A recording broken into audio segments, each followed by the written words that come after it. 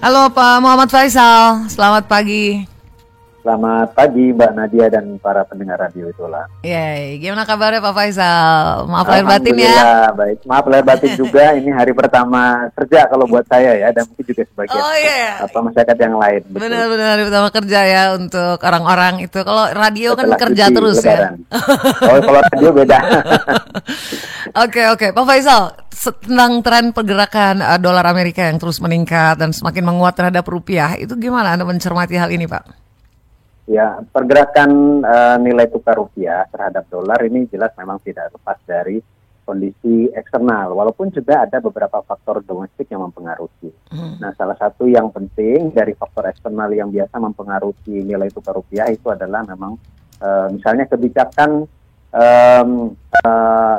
moneter yang dilakukan di dunia, khususnya yang paling berpengaruh adalah Amerika, Federal Reserve ya, yang seringkali taktiknya Federal Reserve ini dengan menaikkan atau menurunkan tingkat suku bunga mempengaruhi kebijakan di negara-negara yang lain, emerging market, termasuk juga Indonesia. Itu bahkan sebelum dinaikkan atau sebelum diturunkan pun secara psikologi sudah bisa mempengaruhi. Itu yang taktiknya gitu ya.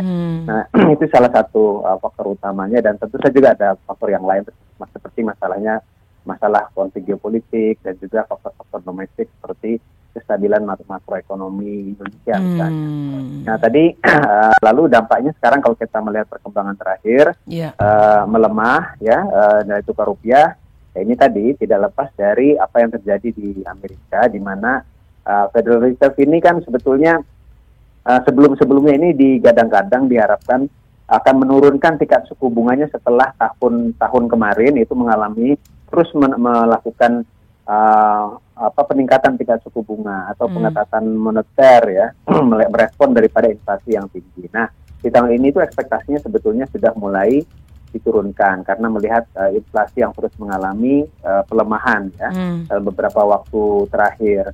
Nah, tapi ternyata kondisi terakhir ya, terutama sebelum Lebaran itu menunjukkan bahwa inflasi kayaknya tidak mulai menguat lagi. Artinya kemungkinan belum mencapai target inflasi yang di 2% ya, kalau target daripada The Fed itu. Dan kalau kita melihat dari pasar tenaga kerja ternyata juga kurang mendukung ya, sehingga nah ini pasar itu bereaksi atau kemudian yang tadinya siap-siap untuk juga menyambut penurunan tingkat suku bunga Amerika ini kembali lagi kemudian berubah arah ya, sehingga ini mempengaruhi capital flow atau aliran modal kembali ke Amerika sentimennya ya, karena ternyata sepertinya memang Federal Reserve menunda ya daripada penurunan tingkat suku bunganya. Nah, inilah yang kemudian ketika aliran dana aliran modal ini mengalir ke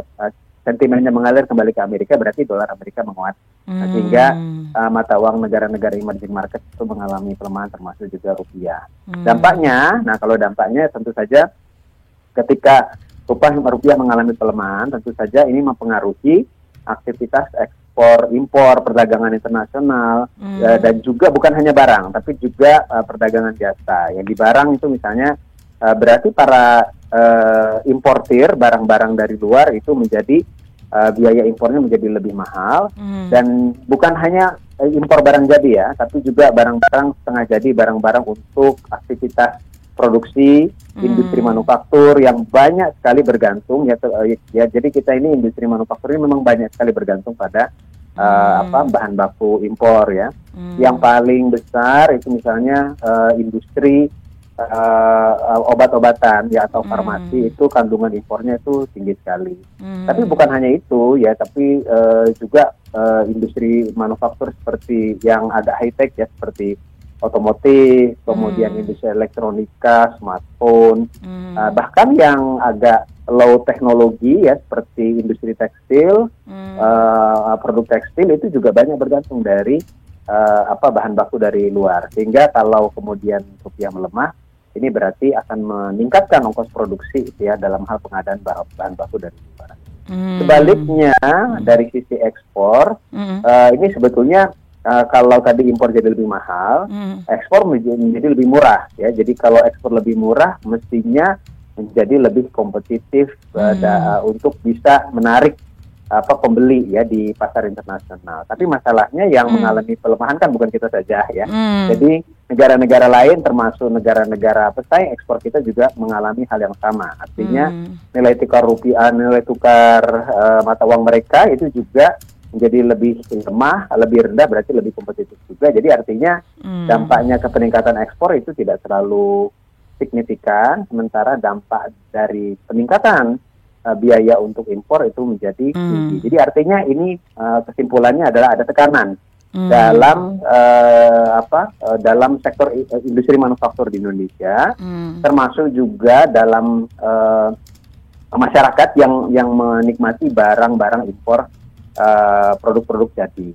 Nah itu di barang ya. Tadi saya juga cerita di perdagangan jasa. Jadi kalau di perdagangan jasa itu berarti kan dalam hal mobilitas orang ya, keluar masuk tenaga kerja Indonesia yang ada di luar. Nah ini jadinya kalau mereka kirim remitansi atau kirim uang dari luar negeri ke Indonesia, jadinya lebih mahal, lebih besar uangnya ya yang dikirim ke Indonesia. Tapi sebaliknya orang Indonesia ingin bepergian ke luar negeri, ingin berwisata. Seperti sekarang nih saya insya Allah sih rencana minggu depan mau umroh ya. Nah ini kalau beli dolar jadinya sekarang lebih mahal.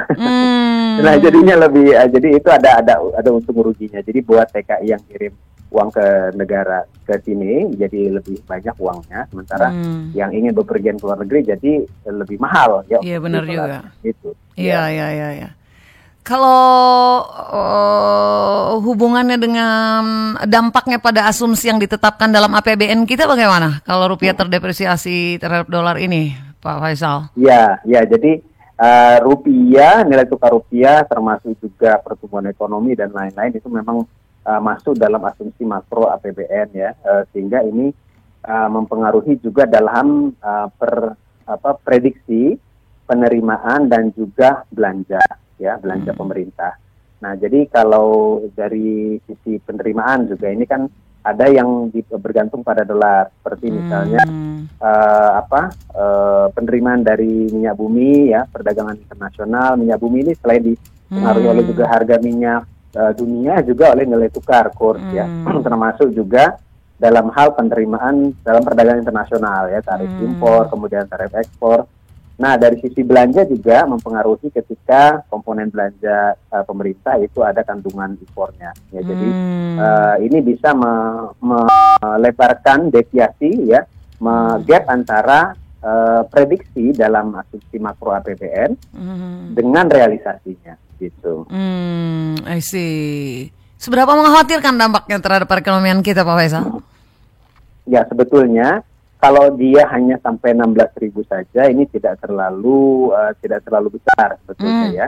Yang kalau hanya stay di kisaran itu saja, karena sebetulnya ini kan bukan hanya dialami oleh Indonesia saja gitu ya. Jadi artinya bukan karena faktor pelemahan daripada ekonomi Indonesia saja, tapi juga negara-negara lain juga merasakan hal yang sama, dan juga tingkat pelemahannya sebetulnya kalau menurut saya sih tidak ada lonjakan yang besar gitu ya, jadi tidak ada shock ya. Cuman yang dikhawatirkan memang adalah faktor psikologis ya, ketika pasar kemudian bereaksi negatif terhadap pelemahan ini yang kemudian memicu misalkan memborong dolar secara beramai-ramai pada waktu yang sama ya.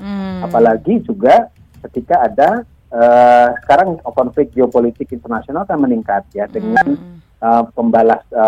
balasan serangan dari Iran kepada Israel ya, yang tadinya Israel menyerang kedutaan besar Iran. Nah, berarti artinya konflik Timur Tengah ya antara Israel dengan Palestina yang selama ini lebih localized, jadi lebih melebar dan melibatkan negara yang cukup kuat ya di Timur Tengah, yaitu Iran yang merupakan salah satu negara produsen minyak yang terbesar di dunia. Nah ini artinya artinya kekhawatirannya menjadi meningkat ya. Nah di mana ketika risiko geopolitik ini mengalami peningkatan, kekhawatiran itu meningkat, ini biasanya ini dikhawatirkan ada banyak dampaknya, termasuk ke harga minyak, termasuk juga terhadap nilai tukar mata uang gitu Pak.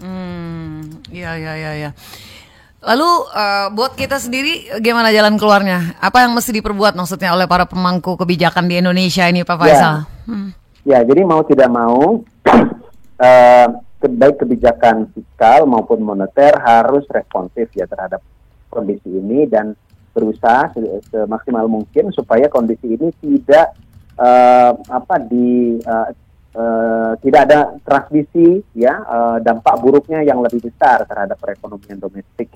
Ya, apa yang dilakukan ya berarti kebijakan fiskal harus lebih akomodatif ya dalam seperti di mana nilai tukar mulai melemah, juga kondisi geopolitik sudah semakin memanas ya. Nah, ini harus mempersiapkan kebijakan-kebijakan yang lebih pro terhadap pertumbuhan dan lebih mendukung juga terhadap perlindungan terhadap masyarakat kecil, termasuk juga pengusaha kecil dan menengah ya yang lebih rentan ya terhadap guncangan-guncangan dari luar, termasuk diantaranya itu tadi pelemahan nilai tukar itu kebijakan dari sisi kebijakan fiskalnya ya. Jadi ini terdiri dari dua nih, baik dari sisi penerimaan, berarti harus lebih hati-hati misalkan mendorong penerimaan misalkan dengan meningkatkan tarif PPN ya, dengan menambah tarif cukai karena itu makin menghantam lagi sektor real. Lalu yang kedua dari sisi belanja juga harus lebih memprioritaskan ya, lebih ada keberpihakan terhadap yang menengah ke bawah yang lebih rentan. Nah, itu yang dari sisi fiskal. Dari sisi moneter juga dalam kondisi seperti ini berarti kan kalau kemudian mengikuti tren pengetatan moneter hanya mempertimbangkan dari kebijakan The Fed, ya ini berarti akan semakin juga mengekang pertumbuhan ekonomi di dalam negeri ya, sehingga ini harus dipertimbangkan ya. Jadi karena fungsi kebijakan moneter terutama BI kan ada dua ya. Jadi selain stabilisasi nilai tukar rupiah, nilai stabilisasi juga mendorong pertumbuhan ekonomi ya. Memang ketika pengetatan moneter dilakukan dengan misalkan menaikkan tingkat suku bunga, nah ini kan maksudnya adalah untuk mengendalikan nilai tukar rupiah. Tapi pada saat yang sama kan mempengaruhi pertumbuhan ekonomi. Nah, dalam konteks ini kebijakan moneter menurut saya intervensi terhadap rupiah untuk mencegah pelemahannya harus dilakukan secara lebih maksimal, misalkan dengan menggelontorkan atau intervensi dengan di pasar uang ya, yaitu dengan menggelontorkan devisa. Ya, jadi biasanya kan Bank Indonesia itu ketika ada pelemahan rupiah, mereka melakukan intervensi dengan melepas cadangan devisa, cadangan dolarnya, dan membeli rupiah supaya rupiah itu teredam ya pelemahannya. Ya paling tidak ya, walaupun tidak menguat, tapi paling tidak terus-menerus mengalami pelemahan. Nah, ini yang perlu dilakukan untuk stabilisasi dari moneter. Pak Faisal, sebelumnya kan kita sempat dengar adanya de-dolarisasi ya setelah munculnya BRICS itu ya. Terus seberapa kuat tuh langkah itu dalam meredam lonjakan nilai tukar dolar? Nah, sebetulnya de-dolarisasi ini adalah satu kebijakan yang sifatnya memang harus punya daya tahan panjang ya. Jadi tidak bisa dilihat dalam waktu jangka pendek ya, karena ini maksudnya adalah untuk melepas ketergantungan terhadap dolar. Tapi faktanya kan memang dolar itu sangat dominan by nature ya, sehingga upaya untuk mengurangi ketergantungan terhadap dolar perlu terus dilakukan, tapi dampaknya memang tidak bisa kita lihat secara instan ya. Karena dolar begitu dipakai ya di dalam perdagangan internasional dan juga dalam aliran modal internasional, karena mereka dolar memang memiliki kelebihan, yaitu dari sisi efisiensi lebih murah, kemudian juga lebih mudah ya karena sudah meluas penggunaannya. Lalu juga dalam hal dolar ini memegang peranan penting karena dia dipakai dalam perdagangan minyak. Ya, jadi perdagangan minyak dunia ini kan, minyak ini adalah satu komoditas yang sangat dominan dalam perdagangan dunia karena dipakai di hampir semua negara untuk kebutuhan energi ya, sebagai sumber energi. Nah, ini pakai dolar ya, sehingga dolar ini begitu dominannya. Nah, cuman memang sebetulnya dalam beberapa dekade terakhir sudah kelihatan bahwa penggunaan dolar itu berkurang ya. Sebagai contoh, kalau sekarang ini dolar itu dipakai dalam perdagangan internasional kurang lebih 59% terhadap total transaksi internasional. Dulu sekitar lebih dari 20 tahun yang lalu setelah krisis moneter ya, itu 71% kalau tidak salah. Nah, jadi artinya dari 71% penggunanya jadi sekarang hanya 59%, kan berarti sudah kelihatan ya, pengurangannya cukup signifikan ya. Tapi itu kan setelah lebih dari 2 dekade ya, 20 tahun. Gitu ya. Jadi artinya memang perlu dilakukan upaya-upaya, misalkan seperti yang dilakukan BI adalah melakukan transaksi kesepakatan dengan negara-negara lain untuk menggunakan mata uang lokal yang disebut dengan local currency transaction gitu ya. Dengan kita sudah lakukan dengan Malaysia, dengan Thailand, dengan Korea, dengan China, dengan Jepang ya. Nah itu kalau semakin meluas, nah ini diharapkan bisa semakin signifikan mengurangi ketergantungan terhadap dolar gitu Pak. Baiklah Pak Faisal, terima kasih banyak sudah bersama Idola diskusi masalah ini. Sampai jumpa lagi Pak Faisal. Sama-sama, sampai jumpa lagi Mbak. Demikianlah Mitra Idola, kita telah dengar bagaimana pandangan pemikiran narasumber kita Bapak Muhammad Faisal, Direktur Eksekutif Core Indonesia.